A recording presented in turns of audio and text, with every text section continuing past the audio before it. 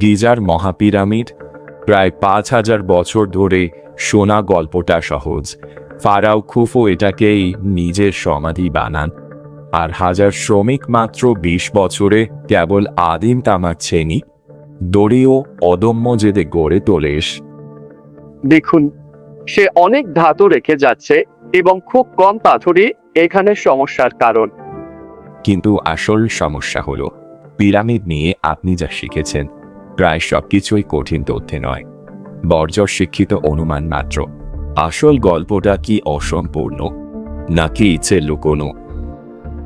রহস্যের কেন্দ্রে আছেন একজন জাহি হাওয়াস, মিশরের সবচেয়ে ক্ষমতাধর প্রত্নতত্ত্ববিদ।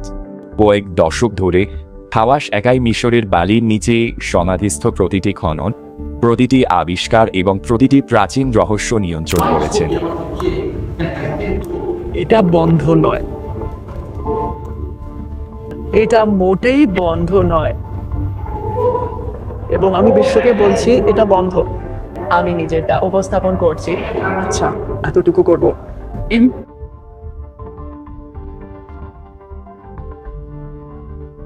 কিন্তু এখানেই সব অদ্ভুত। নতুন ধারণা আবিষ্কারকে স্বাগত না জানিয়ে হাওয়ার স্বাধীন গবেষণা আটকায় ও বিকল্প তত্ত্ব চাপা দেয়, প্রায়ই, বিশেষত যা তার রক্ষা করা সরকারি কাহিনীকে চ্যালেঞ্জ করে। কারণ পিরামিডগুলিতে লেখা বেশিরভাগ তথ্যই ভুল। এর বেশিরভাগ প্রত্নতত্ত্বের বইগুলিতে সত্যি আমি ছাড়া। এখন ষড়যন্ত্রী নই, তবু হাওয়াস ঠিক কেন কিছু অনুসন্ধান থামাতে এত জোরে লড়ছে? যুগান্তকারী আবিষ্কারের মুহূর্তে কেন গবেষণা বন্ধ করে দেওয়া হয়? এমন আবিষ্কার যা হয়তো মানব ইতিহাসকেই নতুন করে লিখতে পারে। সে কি মিশরের ঐতিহ্য বাঁচাচ্ছে, নাকি অন্য কিছু? পিরামিডে চোখের দেখা ছাড়াও কিছু আছে ভেবেছেন? বিশ্বাস করুন, আমার সঙ্গে দেখতেই থাকুন, কারণ আজ রাতে আমরা এমন প্রমাণে নামছি যা বিজ্ঞানী হতবাক, প্রত্নতত্ত্ববিদ হতাশ, ইতিহাসবিদ নির্বাক। ১০০০ বছর সিল করা গোপন কক্ষ থেকে আজও অনুকরণসাধ্য নিখুঁত পাথর কাজ পর্যন্ত এই স্মৃতিস্তম্ভের সত্য মূলধারার ইজিপ্টোলজি যতটা স্বীকার করে তার চেয়ে অনেক পুরনো, আরও অদ্ভুত, একেবারে নিঃসন্দেহেরই ইতিহাসবিদরা যেমন বলেন, গ্রেট পিরামিড কি হাতের সরঞ্জাম, দড়ি আর কাঠের রোলারে বানানো সম্ভব, নাকি এটা এমন প্রাচীন প্রযুক্তিতে তৈরি যা আমরা এখনো বুঝতে পারিনি? যদি তাই হয়, কে বানিয়েছে আর কেন? আজ রাতে গোপন পর্দা সরাবো, ইতিহাসের প্রহরীদের মোকাবিলা করে প্রকাশ্য লুকোনো প্রমাণ দেখাবো। কারণ কখনো ইতিহাসের সবচেয়ে মহারহস্য হারায় না। যারা চায় আপনি প্রশ্ন না তুলুন, তারাই সেগুলো পুঁতে রাখে। আপনি যে উত্তরগুলি আবিষ্কার করতে চলেছেন তা হয়তো সবকিছু বদলে দিতে পারে।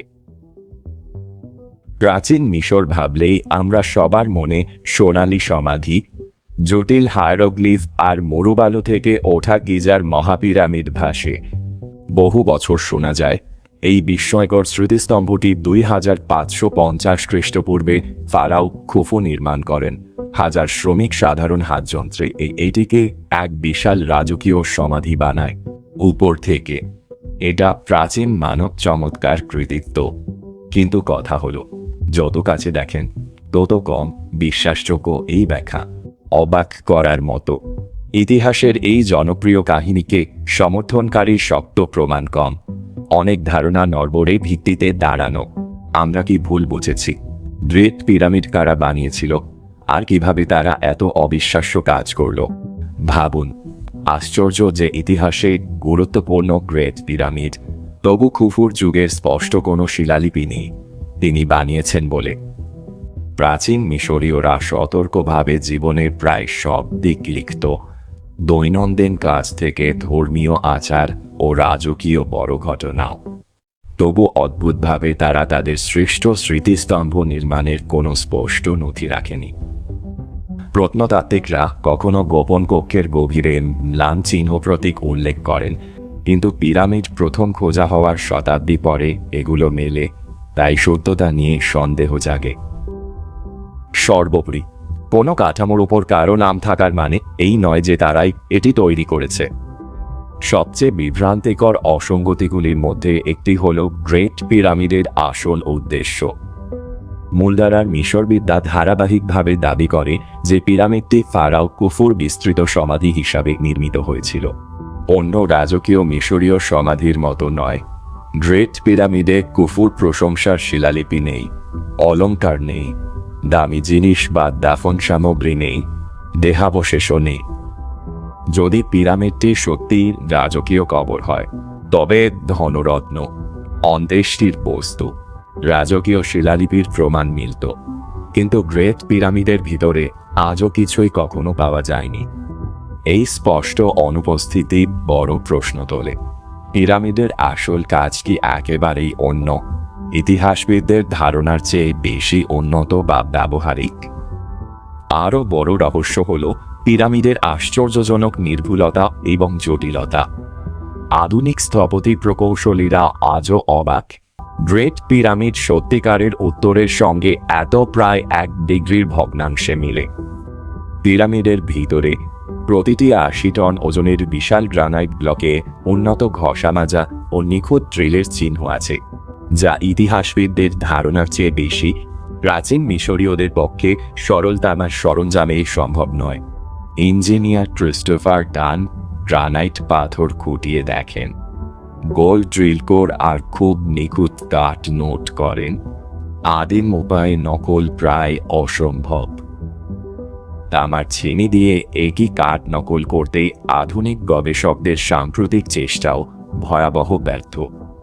যন্ত্র দ্রুত ভেঙে পড়ে, টানা কয়েক দিনেও অগ্রগতি সামান্য। এটি একটি গুরুত্বপূর্ণ প্রশ্ন উত্থাপন করে।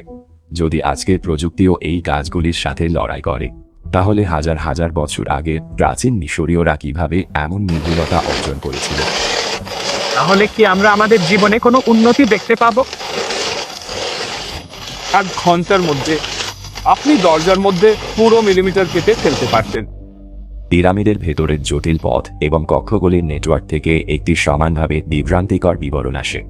এমন জটিল ভেতরের কাঠামো বানাতে শ্রমিকদের স্পষ্ট দেখা ও নিরাপদ চলার জন্য নির্ভরযোগ্য আলো দরকার ছিল। প্রথাগতভাবে ইতিহাসবিদরা বলেন মশাল বা তেলের বাতি আলো দিত। তবুও এই কক্ষ সুরঙ্গের পরীক্ষায় ছাদ দেয়ালে কোথাও কালি, ধোঁয়ার ছাপ ও বা পোড়া দাগ একটিও দেখা যায়। ঐতিহ্যবাহী আলোর পদ্ধতি ব্যবহার করলে এটা এড়ানো একেবারেই অসম্ভব হতো। এই আশ্চর্যজনক অনুপস্থিতি প্রচলিত ব্যাখ্যাকে চ্যালেঞ্জ করে এবং আকর্ষণীয় প্রশ্ন উত্থাপন করে।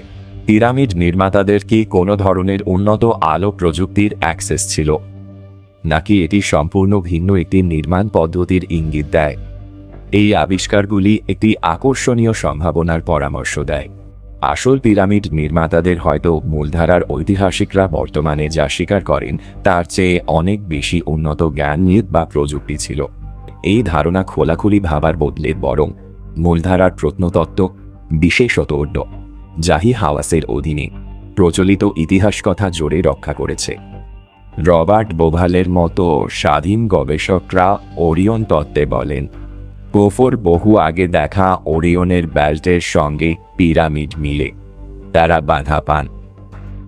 একইভাবে রবার্ট শক এবং জন অ্যান্টনি ওয়েস্টের মতো গবেষকরা গ্রেট স্ফিংসের চারপাশে ব্যাপক জলক্ষয়ের আকর্ষণীয় ভূতাত্ত্বিক প্রমাণ পেয়েছেন।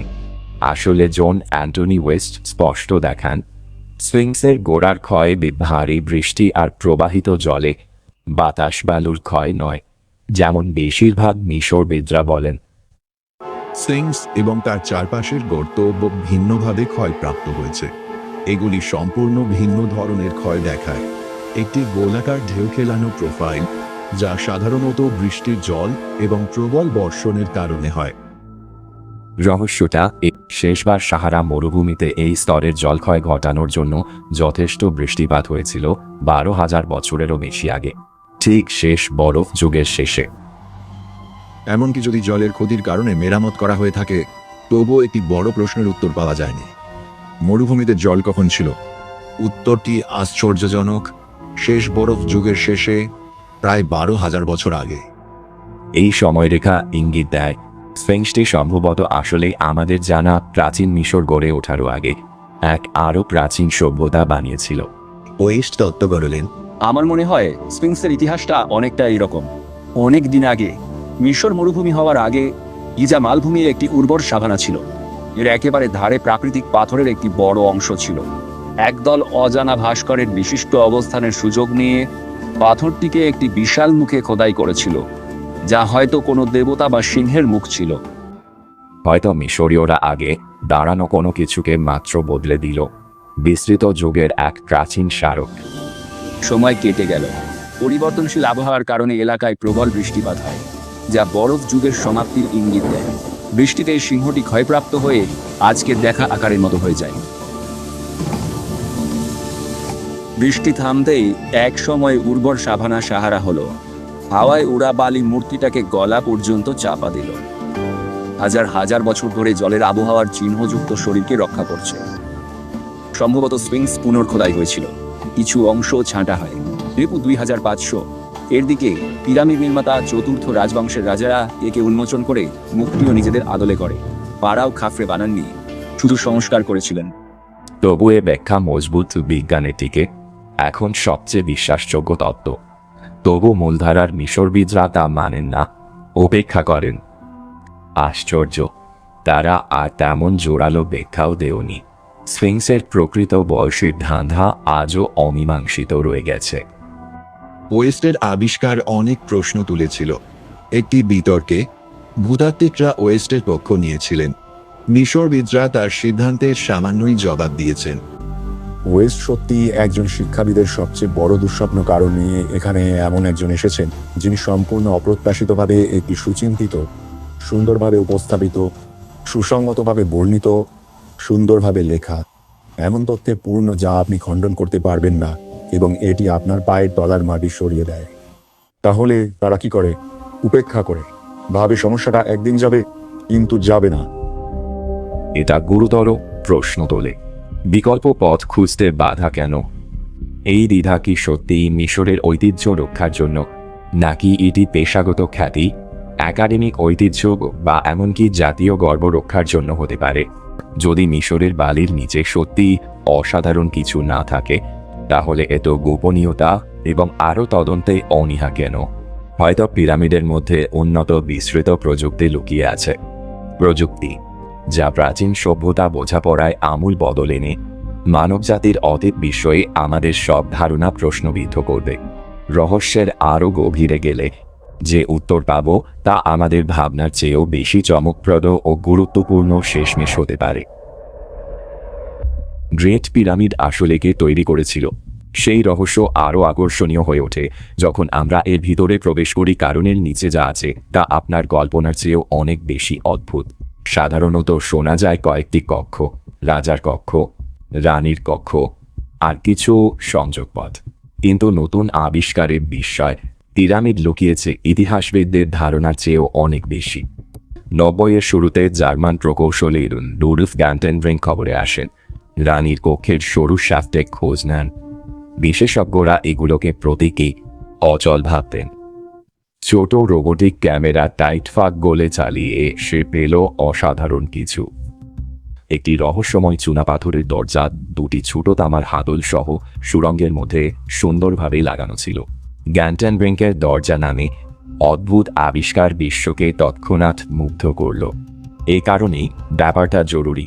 পিরামিডের ভেতরে এই তামার হাতলের মতো ধাতব ফিটিং আর কোথাও মিলেনি, তাই বোঝা যায় দরজাটি গুরুত্বপূর্ণ কিছু লুকোচ্ছিল। কিন্তু রুডলফরা খুলতে যাবার ঠিক আগে মিশরীয় কর্তৃপক্ষ হঠাৎ কোনো কারণ না বলে তদন্ত থামায়। প্রায় দশক প্রতীক্ষার পর 2002 ন্যাশনাল জিওগ্রাফিকের আরেক দল ফিরল। তারা গ্যান্টেনব্রিঙ্কের দরজায় ক্ষুদ্র ছিদ্র করল, কিন্তু পেছনে পেল সিল চুনাপাথরের ফলক। আশ্চর্য, দ্বিতীয় দরজাটি আজও অনাবিষ্কৃতই রয়েছে। বিশ্বজুড়ে গবেষকদের বারবার অনুরোধ সত্ত্বেও মিশরীয় কর্তৃপক্ষ আরও তদন্তের অনুমতি দিতে অস্বীকার করে চলেছে।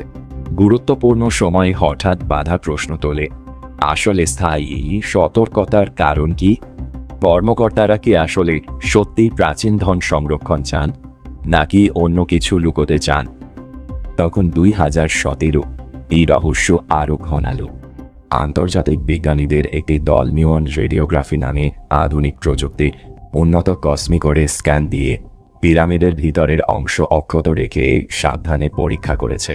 ফলাফল ছিল আশ্চর্য। তারা গ্র্যান্ড গ্যালারির ঠিক ওপর এক প্রচণ্ড বিশাল গোপন শূন্যস্থান পায়। অজানা কক্ষটি পিরামিডের সব পরিচিত কক্ষের সমান বড়, তবু দৃশ্যমান প্রবেশ নেই, আর কেউ জানে না এর কাজ কি। বিজ্ঞানীরা এক্ষুনি একে দশকের সেরা প্রত্ন আবিষ্কার অন্যতম বলে মানলেন। কিন্তু আবারও মিশরীয় কর্তৃপক্ষ নিরাপত্তা এবং সংরক্ষণের অস্পষ্ট উদ্বেগের কথা উল্লেখ করে গভীরতর অনুসন্ধানের অনুরোধ ক্রমাগত প্রত্যাখ্যান করেছে। এই লুকানো প্রকোষ্ঠ এবং বন্ধ করা পথের বাইরে পিরামিডের ভিতরের ভৌত প্রমাণ প্রচলিত ধারণাকে চ্যালেঞ্জ করে। প্রকৌশলী ক্রিস্টোফার ডান সহ গবেষকেরা যত্নে চিহ্ন ও নকশা নথিবদ্ধ করেছেন। উন্নত টুলিংয়ের প্রমাণ। ডান রাজকক্ষের গ্রানাইট ব্লকে নিখুঁত ড্রিল গর্ত ও সূক্ষ্ম দাগ দেখেন, যা উন্নত যন্ত্রের প্রমাণ, তামা শ্রেণীর বাইরে। গ্রানাইট পৃথিবীতে কঠিনতম পাথর। প্রাচীন সরঞ্জাম ক্ষয় বা ভেঙে যেত, তবে প্রাচীন নির্মাতারা হাজার বছর আগে কিভাবে? অদ্ভুত আবিষ্কার, গোপন কক্ষ, রহস্য দরজা, নিখুঁত যন্ত্রকাজ, সবই অসাধারণ কিছুর ইঙ্গিত। হয়তো পিরামিড নির্মাতারা উন্নত প্রযুক্তি জানত বা ইতিহাসে হারানো প্রাচীন সভ্যতা থেকে জ্ঞান পেয়েছিল।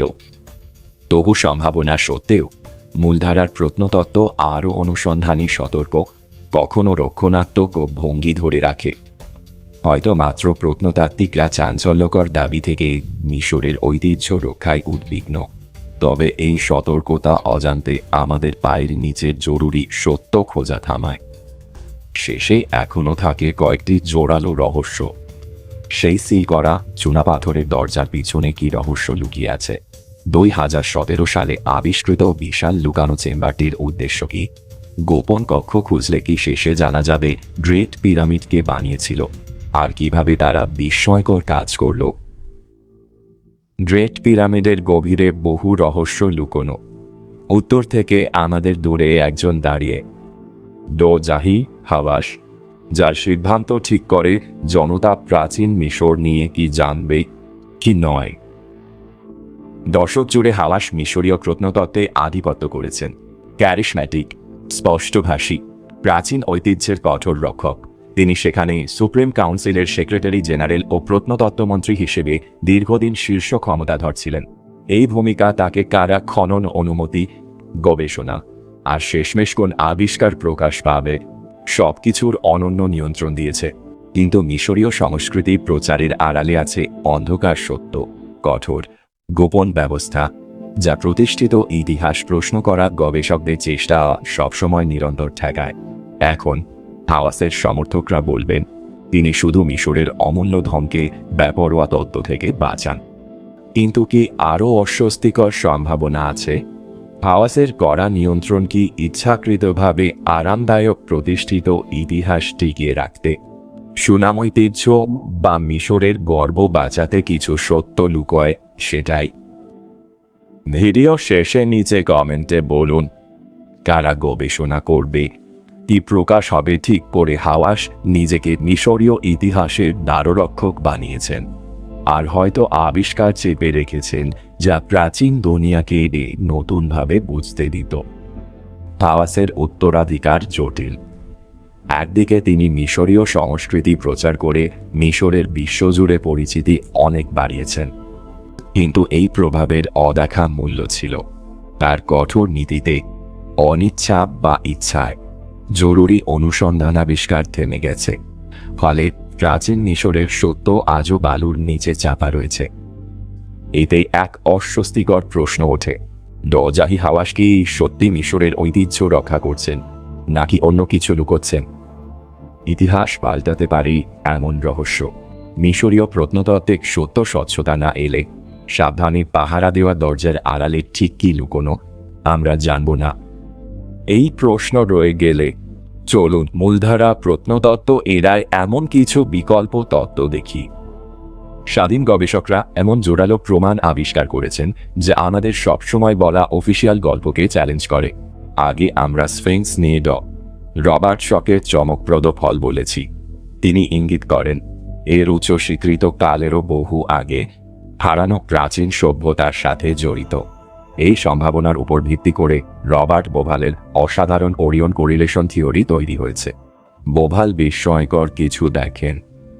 গিজার 3 পিরামিড ওরিয়ন বেল্টের তারা মেলে, তবে খুফুর যুগের মতো নয়স, বরং তাদের সারিবদ্ধতা 10,500 খ্রিস্টপূর্বে নক্ষত্রমণ্ডলের অবস্থান ঠিক মেলে প্রচলিত ইতিহাস মানার চেয়ে 1000 বছর আগে। এটা শুধু কাকতালীয় নয়, প্রাচীন মিশরে ওরিয়ন ছিল গুরুত্বপূর্ণ ওসিরিসের প্রতীক, যিনি পরলোকের শাসক, পুনর্জন্মের দেবতা, জীবন মৃত্যুর চির অনন্ত চক্রের ধারক। বোভালের তত্ত্ব সত্য হলে পিরামিড নির্মাতারা জ্যোতির্বিদ্যায় উন্নত ছিল। তারা স্মৃতিস্তম্ভে নক্ষত্রের অর্থ গোপনে বসিয়েছিল। ইতিহাসবিদরা মনে করেন প্রাচীন মিশরীয়দের সে জ্ঞান একেবারেই ছিল না।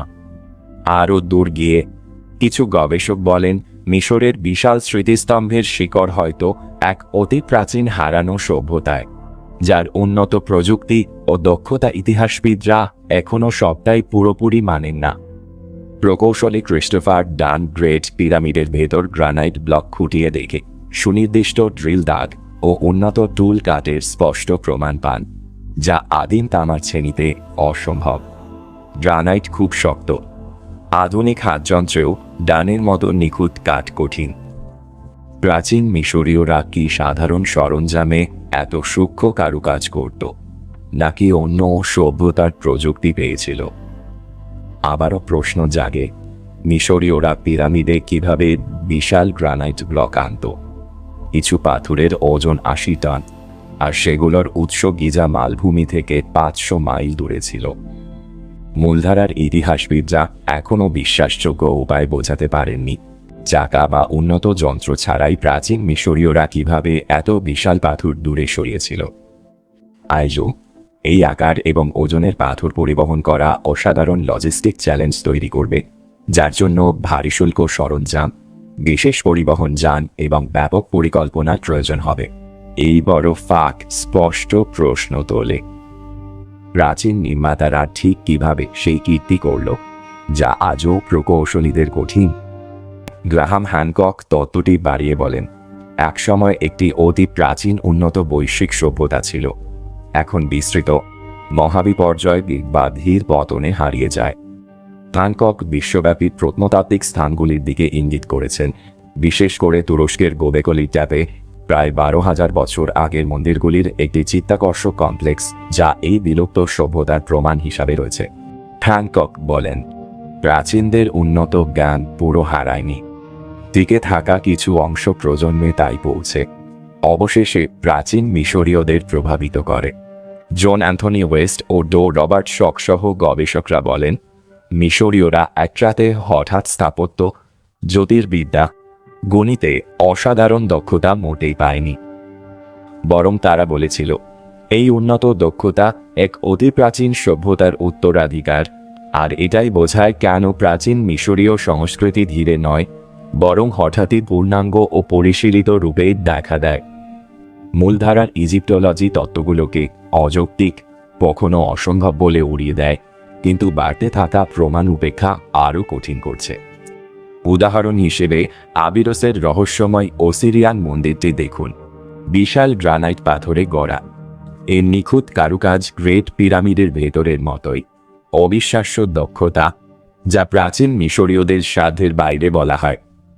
একইভাবে সাকারা সেরাপিয়ামের বিশাল গ্রানাইট বাক্সের নিখুঁততা আজকের যন্ত্রকেও চ্যালেঞ্জ করে, ব্রোঞ্জ যুগের যন্ত্র তো নয়।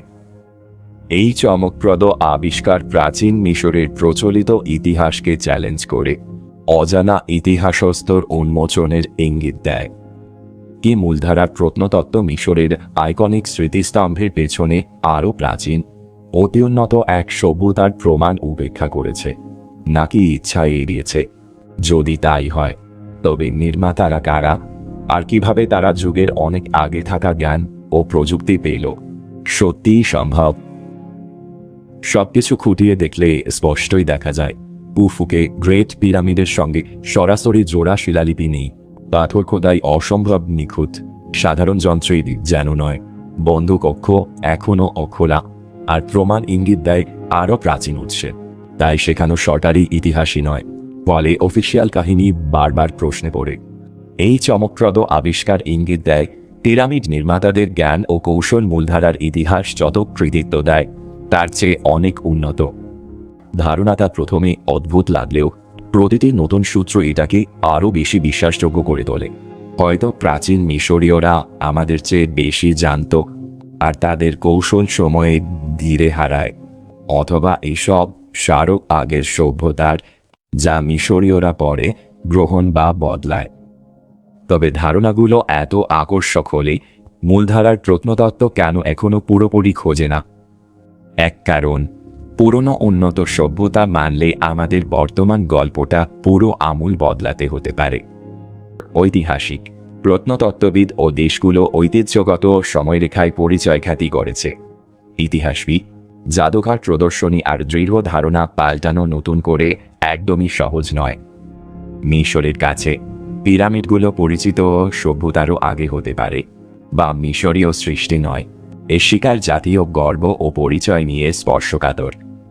লুকানো কক্ষ, প্রাচীন প্রযুক্তি ও বিকল্প ইতিহাস খোঁজায় বাধা দিলে মূলধারার প্রত্নতত্ত্ব অজান্তে মরুবালির নিচে গুরুত্বপূর্ণ সত্য ঢাকে। কল্পনা করুন যদি আমরা মিশরের মরুভূমির নিচে ইতিহাসের দ্বারা বিস্তৃত একটি উন্নত সভ্যতার স্পষ্ট প্রমাণ খুঁজে পেতাম। এমন আবিষ্কার শুধু মিশর দৃষ্টি বদলাবে না, মানব ইতিহাসের ধারণাও উল্টে দেবে। পূর্বপুরুষদের নিয়ে আমাদের সব অনুমান চ্যালেঞ্জ করে তাদের অবিশ্বাস্য কীর্তি দেখাতে পারে। এত গভীর রহস্যের কিনারায় দাঁড়িয়ে প্রশ্ন ওঠে, প্রত্নতত্ত্ববিদরা কি সিল দরজা খুলে ভেতরে লুকোনো সত্য খুঁজবেন, নাকি মহাপিরামিডের গোপন কথা তালাবদ্ধই থাকবে? সত্য সন্ধানী সাহসী ভবিষ্যৎ প্রজন্মের অপেক্ষায়, যারা একদিন সত্য জানাতে আসবে। আরও প্রাচীন রহস্য জানতে অন্য ভিডিও দেখুন আর সাবস্ক্রাইব করুন। ইতিহাসের লুকোনো গল্প আমরা আরও খুঁজব আপনার সঙ্গে। দেখার জন্য ধন্যবাদ। পরের বার পর্যন্ত সবাই ভালো ও নিরাপদে থাকবেন।